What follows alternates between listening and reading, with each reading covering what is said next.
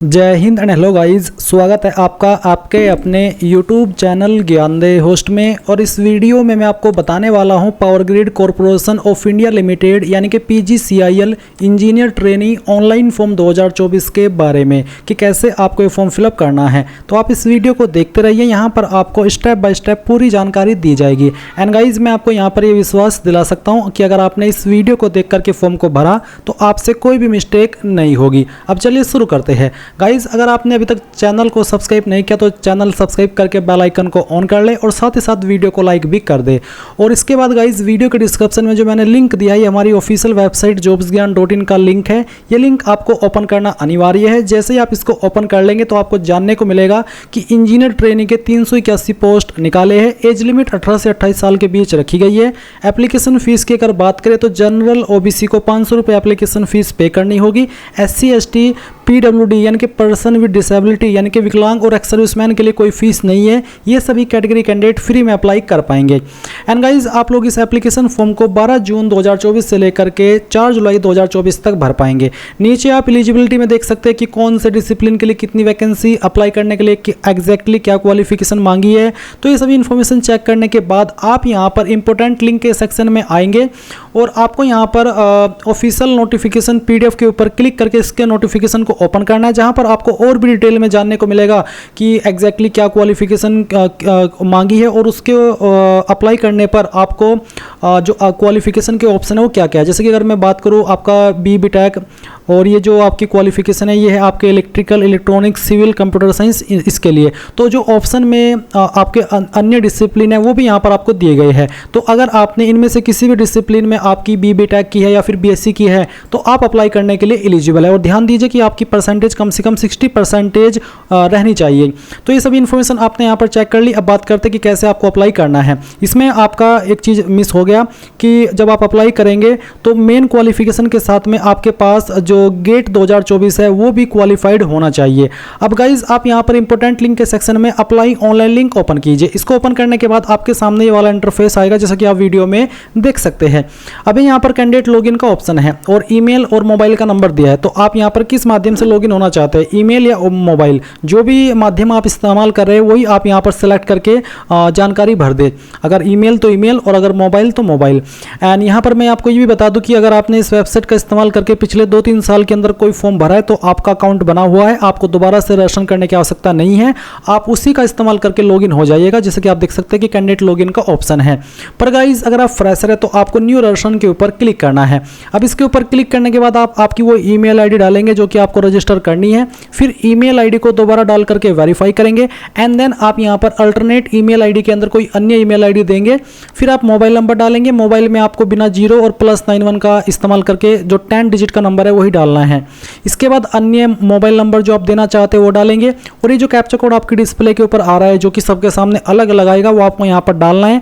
And उसके बाद में इन सभी जानकारी को चेक करते हुए रजिस्टर के ऊपर क्लिक करना है। गाइज यहाँ पर इस वेबसाइट के ऊपर मैंने पहले भी फॉर्म भरा था और मेरा यहाँ पर जो रजिस्ट्रेशन है वो पहले से होकर के रखा है, इसलिए गाइज मैंने यहाँ पर रजिस्ट्रेशन करने के बाद में जब आप रजिस्ट्रेशन का प्रोसेस कंप्लीट कर लेंगे तो मैंने यहाँ पर लॉगिन कर लिया है। अब जैसे ही आप इस तरह से रजिस्ट्रेशन करने के बाद लॉगिन करेंगे तो आपके सामने इस तरह का डैशबोर्ड आएगा जैसे कि आप वीडियो में देख सकते हैं, जहां पर आपको पहले आपकी प्रोफाइल कंप्लीट करनी होगी, उसी के बाद आपको अप्लाई करना है। अब आपको प्रोफाइल कैसे कंप्लीट करनी है वो भी आप जान लीजिए, क्योंकि मैंने तो ऑलरेडी अपनी प्रोफाइल कंप्लीट करके रखी है, इसलिए मैं अपनी प्रोफाइल को एडिट करके यहाँ पर आपको दिखाता हूँ। तो पहले आप पर्सनल डिटेल के ऊपर क्लिक करेंगे। यहाँ पर मेरी जानकारी जैसे कि मैंने कहा कि पहले से भरी हुई है पर आपको यहाँ पर भरनी होगी, जिसमें कि आप यहाँ पर क्या क्या भरेंगे वो आप देख लीजिए।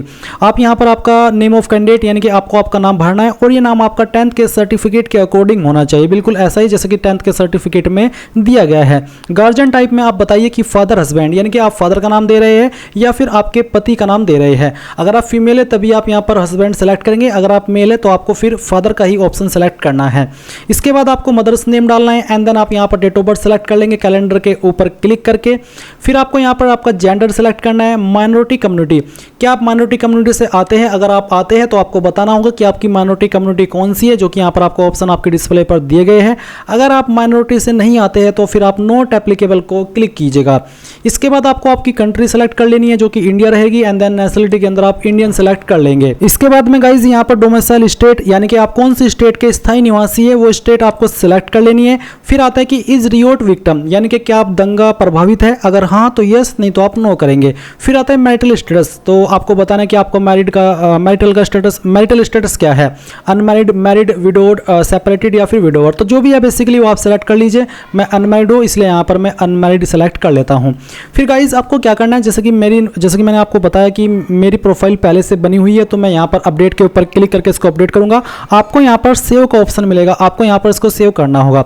जैसे ही आप इसको सेव कर ले तो फिर आप यहाँ से गो टू प्रोफाइल यानी कि मेन डैशबोर्ड पर भी जा सकते हैं, या फिर अगले स्टेप जो कि आपका मेलिंग डिटेल यानी कि एड्रेस की इंफॉर्मेशन है उसके ऊपर भी जा सकते हैं। तो चलिए मैं मेलिंग डिटेल पर जाता हूँ। तो गाइज यहाँ पर पहले आपको ऊपर मेलिंग एड्रेस से मतलब है प्रेजेंट एड्रेस। तो आपको यहाँ पर आपका जो भी प्रेजेंट एड्रेस है वो देना है, जो भी है आपके आईडी के अकॉर्डिंग वो आप भरिएगा। लैंडमार्क अगर कोई है तो वो आप डाल दीजिए, नहीं तो आप इसको खाली भी छोड़ सकते हैं। नियरेस्ट रेलवे स्टेशन आपका कौन सा है वो आप डालेंगे। सिटी आप यहाँ पर भर देंगे, डिस्ट्रिक्ट आप यहाँ पर खुद से एंटर करेंगे, कंट्री आप सेलेक्ट कर लेंगे, एंड देन आप यहाँ पर आपकी स्टेट सेलेक्ट करेंगे, और फिर आपका जो भी पिन कोड है आपकी डिस्ट्रिक्ट का वो या फिर जो भी आपकी सिटी है उसका वो आप डालिएगा। नीचे कि click here if permanent address is same as mailing address, यानी कि अगर आपका परमानेंट और प्रेजेंट एड्रेस सेम है तो आप यहाँ पर इसके ऊपर टिक कर दीजिए, अगर अलग है तो अनटिक करके अलग से भरिएगा, और उसके बाद फिर से आप यहाँ पर इस जानकारी को सेव करिएगा, और फिर आपको फिल अकाउंट डिटेल्स इसके ऊपर क्लिक करना है। अब गाइज यहाँ पर अकाउंट डिटेल में आपको अकाउंट होल्डर नेम यानी कि किसके नाम पर बैंक अकाउंट है वो आप यहाँ पर भरिएगा। अब आपके मन में सवाल होगा कि सर जिस नाम से मैं फॉर्म को भर रहा हूँ उस नाम से बैंक अकाउंट नहीं है तो मैं क्या करूँ। तो मैं आपको बता दूं कि आपका अगर खुद के नाम से बैंक अकाउंट नहीं है तो आप यहाँ पर अन्य जो आपका मेंबर है फैमिली का जो भी है उसका नाम भी यहाँ पर दे सकते हैं। इसके बाद गाइज यहाँ पर बैंक नेम आपको बताना होगा, फिर ब्रांच नेम आप बताइएगा, ब्रांच सिटी कौन सी है वो आप बताइएगा, अकाउंट का नंबर डालिएगा, और IFSC कोड भी आपको देना है। IFSC कोड अगर आपको नहीं पता तो आप आपकी पासबुक चेक कीजिए, वहाँ पर आपको IFSC कोड मिल जाएगा। अगर पासबुक आपको नहीं मिल रही है तो गूगल के अंदर जाइए और जो भी आपका बैंक है, जैसे कि अगर मैं अपने बैंक की बात करूँ तो मान लीजिए मैं सहारनपुर से हूँ तो मैं यहाँ पर लिखूंगा HDFC बैंक, और उसके बाद में आपको क्या करना है जहाँ पर भी आपका बैंक है जैसे कि HDFC bank court road Saharanpur, और उसके बाद फिर आपको लिखना होगा IFSC कोड, और ये लिख करके आपको गूगल के अंदर सर्च करना है। तो आप इसको ऑनलाइन भी प्राप्त कर सकते हैं क्योंकि सभी बैंक के IFSC कोड ऑनलाइन भी अवेलेबल होते हैं। बस आपको ये पता होना चाहिए कि आपका बैंक कौन सा है और उसकी शाखा कहाँ पर है, साथ ही साथ जो उसकी सिटी है वो क्या है। तो ये चीज़ आप जैसे गूगल में डाल करके सर्च करेंगे आपको आपका जो IFSC कोड है वो मिल जाएगा। नहीं मिलता तो आप कमेंट के माध्यम से बता दीजिएगा, मैं आपको उसके बारे में थोड़ा और गाइड कर दूंगा।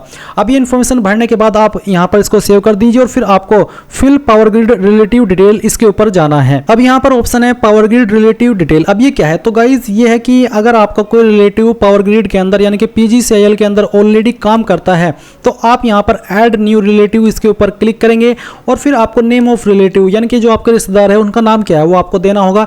डेजिग्नेशन यानी कि उनकी पोस्ट क्या है उस पोस्ट का नाम आपको देना होगा। जो उनका एक एम्प्लॉय नंबर होता है 8 डिजिट का वो आपको देना होगा। प्लेस ऑफ पोस्टिंग कहाँ पर उनकी पोस्टिंग हो रखी है वो आपको बताना होगा। रिलेशन यानी कि उनका आपके साथ आपका उनके साथ में क्या संबंध है, आपके चाचा है, आपके अंकल है, आपके फूफा है, आपके दीदी है, जो भी है वो आपको यहाँ पर लिख देना है। एम्प्लॉयमेंट टाइप डायरेक्टर है या फिर एम्प्लॉय है, जो भी है वो आप यहाँ पर सेलेक्ट कर लीजिएगा। उसके बाद आप ऐड के ऊपर क्लिक करिएगा तो ये जो इन्फॉर्मेशन है वो आपकी ऐड हो जाएगी, एंड देन फिर आप यहाँ पर इसको सेव करने के बाद गो टू प्रोफाइल पर क्लिक करेंगे। तो गाइज ये इन्फॉर्मेशन तो आपकी यहाँ पर इस तरह से ऐड होकर के आ जाएगी। अभी यहाँ पर आप राइट साइड में कुछ और इन्फॉर्मेशन देख रहे हैं जहाँ पर फोटो है और आपका फोटो ही है मेन तो आप यहाँ पर चूज फाइल के ऊपर क्लिक करिएगा, और इसके ऊपर क्लिक करने के बाद जहाँ पर भी आपकी फोटो फाइल है वो आपको सेलेक्ट करनी है, और सेलेक्ट करने के बाद में वो फोटो आपका यहाँ पर आएगा। फिर आप अपलोड फोटो के ऊपर क्लिक कीजिएगा तो आपकी यहाँ पर फोटो भी इस तरह से आ जाएगी जैसे कि आप वीडियो में देख सकते हैं। अब जैसे ही आपकी प्रोफाइल बिल्कुल कंप्लीट हो जाए तो आप व्यू कंप्लीट प्रोफाइल के ऊपर क्लिक करके उसको व्यू भी कर सकते हैं, एंड देन फिर आप यहाँ पर जो नीचे लिस्ट ऑफ अप्लाइड एप्लीकेशन है वो देखेंगे। तो आप ये तो देखेंगे, ये साथ ही आपको यहाँ पर अभी अप्लाई करना है। तो आप अप्लाई अप्लाई कैसे करेंगे, चलिए उसके बारे में भी जान लेते हैं। तो गाइज आप यहाँ पर देख सकते हैं नेविगेट टू एप्लीकेशंस पेज, तो आपको अप्लाई करने के लिए इसी के ऊपर क्लिक करना है। अब इसके ऊपर क्लिक करने के बाद में आप यहाँ पर देखेंगे, आपको देखने को मिल रहा है post ID 387 recruitment of engineer trainee electronics through GATE 2024, ये वाला। तो आपको यहाँ पर यही सेम वैकेंसी अलग अलग डिसिप्लिन के लिए देखने को मिल रही है। मान लीजिए आपको इलेक्ट्रॉनिक्स के लिए अप्लाई करना है, तो आप यहाँ पर क्लिक हियर टू अप्लाई, इसके ऊपर क्लिक करेंगे।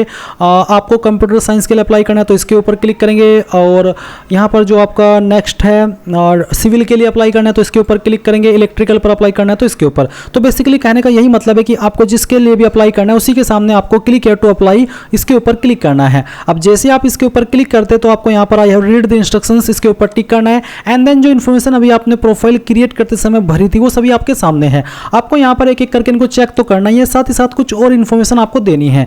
जैसे कि यहाँ पर कैटेगरी के अंदर आपको बताना कि आपकी कास्ट कैटेगरी क्या है, general, OBC, EWS, SC, ST, जो भी है वो आप यहाँ पर सेलेक्ट कर लीजिए। तो चलिए मैं एग्जांपल के लिए यहाँ पर SC सेलेक्ट कर लेता हूँ, क्योंकि SC के लिए कोई फीस नहीं है, और अगर मैंने जनरल OBC सेलेक्ट की तो मुझे फीस का जो ऑप्शन है वो भी फेस करना होगा। मैं चाहता हूँ कि आपको पूरा प्रोसेस बिना फीस पे किए ही दिखा दूँ। अब आता है एक्स सर्विसमैन डिटेल, तो आपको बताना कि क्या आप एक्स सर्विसमैन है, अगर हाँ तो यस, नहीं तो आप नो करेंगे। एंड देन गाइज यहाँ पर आपको थोड़ा सा और नीचे आना है और आप देखेंगे dependent of defence service personal killed severally disabled in action detail. Basically क्या आप उस फैमिली के डिपेंडेंट है, आश्रित है, जो कि गवर्नमेंट जॉब में थे और वो उस वक्त उनकी मृत्यु हुई थी, या फिर कह लीजिए कि वो शहीद हुए थे, या फिर वो इस सिचुएशन में थे कि उनको इतनी चोट लगी कि वो डिसेबल्ड हो गए। तो अगर आप ऐसे कैंडिडेट है आप यहाँ पर यस करिए, नहीं तो आपको नो कर देना है। एंड देन फिर आप यहाँ पर देखेंगे internal Power Grid employ detail, तो अगर आप पावर ग्रिड के इटर्नल एम्प्लॉय ऑलरेडी काम कर रहे हैं इसके अंदर तो यस, नहीं तो आप नो कीजिए। फिर आता है PWBD यानी कि विकलांग का ऑप्शन, तो अगर आप विकलांग है यस, नहीं तो आपको यहाँ पर भी नो करना है, और फिर आप सेव ड्राफ्ट के ऊपर क्लिक करेंगे। अब ये चीज आपकी यहाँ पर सेव हो चुकी है। अब इसके बाद में आपको क्वालिफिकेशन डिटेल के ऊपर क्लिक करना है। इसके ऊपर क्लिक करने के बाद आप यहाँ पर आएंगे और आप देखेंगे anyone required in group first, तो आपको क्या करना है, आपको यहाँ पर ऐड क्वालिफिकेशन के ऊपर क्लिक करना है। फिर आप यहाँ पर इसमें ये जो एक का ऑप्शन आ रहा है एक सेलेक्ट कर लेंगे। एजुकेशन टाइप में बैचलर डिग्री आप सेलेक्ट कर लेंगे। फिर क्वालिफिकेशन टाइप में BTech जो ऑप्शन है उसको सिलेक्ट करेंगे।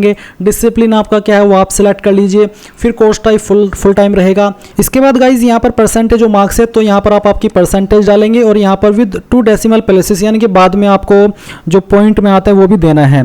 तो जो भी है आपकी परसेंटेज वो आप यहाँ पर एंटर कीजिए, और यहाँ पर पॉइंट भी आपको डालने होंगे। अगर आप पॉइंट नहीं डालेंगे बाद में, या अगर आपको पॉइंट नहीं पता, तो आप जो भी आपकी मेन परसेंटेज है वो लिख करके बाद में 00 लिख दीजिएगा।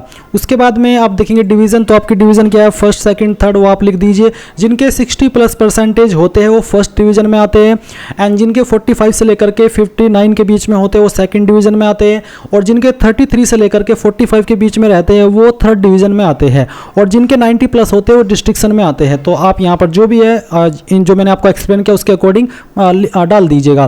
फिर एक कोर्स फ्रॉम, यानी कि जो क्वालिफिकेशन है वो आपने कब ज्वाइन की थी वो आपको महीना सेलेक्ट करना है। उसके बाद में आपको यहाँ पर आपका जो डे है वो भी सिलेक्ट कर लेना है। ये सिलेक्ट करने के बाद में आप यहाँ पर देखेंगे कोर्स 2, यानी कि कब तक आपने इसको कंप्लीट कर लिया था वो डेट भी आपको यहाँ पर अब सिलेक्ट कर लेनी है। एंड देन फिर आप यहाँ पर आपका मंथ सेलेक्ट करेंगे, और फिर डेट, रिजल्ट डिक्लेरेशन डेट, आपका रिजल्ट कब जारी हुआ था वो डेट भी आपको सेलेक्ट करनी होगी इस तरह से। और इसके बाद गाइज यूनिवर्सिटी, तो जिस भी यूनिवर्सिटी से आपने आपकी जो क्वालिफिकेशन है वो की है उसका नाम आपको यहाँ पर एंटर कर देना है। फिर इंस्टीट्यूशंस, अगर आपने डायरेक्टली कैंपस से की है तो आप इंस्टीट्यूशंस में कैंपस का नाम लिखेंगे, और अगर आपने किसी डिग्री कॉलेज से की है तो जो आपका डिग्री कॉलेज आपकी यूनिवर्सिटी से एफिलेटेड है तो आपको इंस्टीट्यूट में आपका डिग्री कॉलेज देना है, और यूनिवर्सिटी का नाम तो आप ऑलरेडी डाल ही चुके हैं। फिर आप ऐड के ऊपर क्लिक करेंगे, आपकी क्वालिफिकेशन ऐड हो जाएगी। तो गाइज ये क्वालिफिकेशन की जानकारी ऐड हो चुकी है। अगर आपके पास कोई अन्य क्वालिफिकेशन भी है तो आप यहाँ पर दोबारा ऐड के ऊपर क्लिक करके उसको सेकंड क्वालिफिकेशन को भी दे सकते हैं। अब आपको करना क्या है, अब आप यहाँ पर देखेंगे एक्सपीरियंस डिटेल, तो आप एक्सपीरियंस डिटेल के ऊपर क्लिक करेंगे। अगर आपके पास कोई एक्सपीरियंस है तो आप ऐड एक्सपीरियंस के ऊपर क्लिक करके दे दें, नहीं तो आप अदर एसेंशियल डिटेल इसके ऊपर क्लिक कीजिए। कोई अन्य क्वालिफिकेशन है उसकी जानकारी आप भर दें, जैसे कि आप अदर क्वालिफिकेशन के ऊपर क्लिक करेंगे तो आता है गेट एग्जामिनेशन डिटेल, तो आपको 2024 सेलेक्ट कर लेना है। फिर आपको गेट रजिस्टर नंबर देना है, उसके बाद में गेट इनरोलमेंट एप्लीकेशन ID यहाँ पर देनी है। फिर सबमिट गेट डिटेल्स के ऊपर क्लिक करके इसको सबमिट करना है। अब आपको यहाँ पर डॉक्यूमेंट अपलोड, इसके ऊपर क्लिक करना है। अब इसके ऊपर क्लिक करने के बाद यहाँ पर कुछ आपको डॉक्यूमेंट अपलोड करने हैं। काफ़ी डॉक्यूमेंट है, जैसे कि आपका फ़ोटो, तो आपका फ़ोटो का साइज़ 50 KB से कम रहना चाहिए। तो चूज फाइल के ऊपर क्लिक कीजिए, जहाँ पर भी आपकी फ़ोटो फाइल है सिलेक्ट कीजिए एंड देन यहाँ से ओपन कीजिए। फिर अपलोड फ़ोटो के ऊपर क्लिक कीजिए, आपका फ़ोटो अपलोड हो जाएगा। फिर आप सिग्नेचर अपलोड करेंगे, सिग्नेचर का साइज़ 30 KB से कम एंड देन फिर आप यहाँ पर 10th का सर्टिफिकेट अपलोड करेंगे। और गाइज इसमें आप फॉर्मेट PDF का रखेंगे और चूज फाइल के ऊपर क्लिक करके जहाँ पर भी है वो आप अपलोड कर दीजिए। अगर वैसे तो 10th का सर्टिफिकेट सबके पास होता ही है, पर अगर नहीं है तो फिर आप यहाँ पर बर्थ सर्टिफिकेट का इस्तेमाल भी कर सकते हैं। क्वालिफिकेशन सर्टिफिकेट, जो भी आपका क्वालिफिकेशन का सर्टिफिकेट है वो आपको अपलोड करना है, फॉर्मेट PDF का ही रखना है। फिर आप क्वालिफिकेशन मार्कशीट इंडिकेटेड, यानी कि जो आपकी मार्कशीट है वो आपको अपलोड करनी है। अब कई सारी मार्कशीट होती है कैंडिडेट के पास, तो PDF का फॉर्मेट है, इसलिए आप क्या करेंगे, उन सभी मार्कशीट के इमेज ले लेंगे, फोटो ले लेंगे और फिर आपको उनको मर्ज कर लेना है और एक सिंगल PDF फाइल में बना लेना है। अगर आपको नहीं पता तो गूगल के अंदर सर्च कीजिएगा इमेज टू PDF और फिर जो पहली वाली वेबसाइट आएगी ये ओपन कीजिएगा। जो भी आपकी इमेजेस है मार्कशीट के जो आपने लिए है वो 3 जो भी इमेज होते हैं 4 5 6 जो भी होते हैं वो आपको सेलेक्ट कर लेना है एंड देन फिर कन्वर्ट टू PDF पर क्लिक करना है। ये आपका सिंगल PDF में बन जाएगा एंड देन फिर आपको सिंपली यहाँ पर इसको सिलेक्ट कर लेना है। बस साइज 3 MB से कम होना चाहिए और वो फाइल आपकी अपलोड हो जाएगी। इसके बाद गाइज अगर आप SC ST OBC या फिर EWS कैंडिडेट है तो आपको कास्ट सर्टिफिकेट भी अपलोड करना होगा। गेट का एडमिट कार्ड भी यहाँ पर आपसे मांगा है। कुछ कैंडिडेट का सवाल होगा कि सर गेट का एडमिट कार्ड अब कहाँ से लाऊं। मैं आपको बता दूं कि अभी भी गेट की जो वेबसाइट है मेरे अकॉर्डिंग एक्टिव होगी, आप उसमें लॉगिन करके अपना गेट का एडमिट कार्ड डाउनलोड अभी भी कर सकते हैं और गेट का स्कोर कार्ड भी आपको देना होगा। तो ये सभी डॉक्यूमेंट जब आप अपलोड कर दे तो फिर आप यहाँ पर गो टू एप्लीकेशन के ऊपर क्लिक कीजिएगा। नाउ गाइज आपने जो भी जानकारी शुरू से लेकर अभी तक भरी है, ये जो प्रोफाइल थी वो भी और जो भी मैंने बाद में बताई है वो भी, वो सब आपके सामने। आप एक एक करके सभी जानकारी को चेक कर ले और फिर ये जानकारी चेक करने के बाद में आप यहाँ पर इस तरह से नीचे की तरफ आएंगे और आपको यहाँ पर सबमिशन ऑफ एप्लीकेशन का ऑप्शन मिलेगा। आप इसके ऊपर टिक कीजिए एंड प्रीव्यू एप्लीकेशन के ऊपर क्लिक करके जो भी जानकारी भरी है एक बार फिर से चेक कर ले। जब आपको लगे कि हाँ सब कुछ सही है, कोई भी मिस्टेक नहीं है, तभी जाकर के आप सबमिट एप्लीकेशन के ऊपर क्लिक कीजिए। अब सबमिट एप्लीकेशन के ऊपर क्लिक करने के बाद आप यहां पर देखेंगे your application has been submitted provisionally subject to receipt of application fees. Basically मैंने SC ST से भरा तो कोई फीस नहीं है, इसलिए बेसिकली फॉर्म तो सबमिट हो ही चुका है। पर जो जनरल OBC कैंडिडेट है उनको फीस को जमा करना होगा। जब वो फीस को जमा कर देंगे तभी वो फाइनल प्रिंट आउट ले पाएंगे और तभी उनका फॉर्म कंप्लीट माना जाएगा। आप यहां पर अगर जनरल OBC है तो आपको क्लिक है to application detail page for payment of application fee, इसके ऊपर क्लिक करके ये लिंक ओपन करना होगा और आपके सामने कुछ ऐसा इंटरफेस आएगा। यहां से आपको आपकी एप्लीकेशन फीस जमा करनी होगी, आपको पेमेंट का ऑप्शन मिल जाएगा। क्योंकि SC ST के लिए कोई फीस नहीं है इसलिए यहाँ पर जो फीस एप्लीकेबल है वो 0 आ रही है। तो इसलिए गाइज आप यहाँ पर डायरेक्टली क्या करेंगे, क्लिक हियर टू एप्लीकेशन और click here to download your application, इसके ऊपर क्लिक कीजिएगा। आपके सामने आपके फॉर्म का प्रिंट आ चुका है। आप यहाँ पर प्रिंट रिज्यूम है इसके ऊपर क्लिक करेंगे एंड देन सेव के ऊपर क्लिक कर लेंगे। अगर आपके पास अभी प्रिंटर मौजूद नहीं है तो और आप मोबाइल से भर रहे हैं तो गाइज आप यहाँ पर इस फॉर्म को PDF के रूप में सेव कर लीजिएगा और बाद में आप इसको प्रिंट करा लीजिएगा। तो गाइज इस तरह से आपका PGCIL इंजीनियर ट्रेनी फॉर्म 2024 भर पाएंगे। तो ये थी कंप्लीट जानकारी। अगर इसके बावजूद कोई सवाल डाउट रह गया हो तो कमेंट के माध्यम से पूछ लीजिएगा एंड अगर आपने अभी तक वीडियो को लाइक नहीं किया वीडियो को लाइक कर दीजिए, चैनल को सब्सक्राइब कर लीजिए एंड थैंक्स फॉर वॉचिंग। जय हिंद।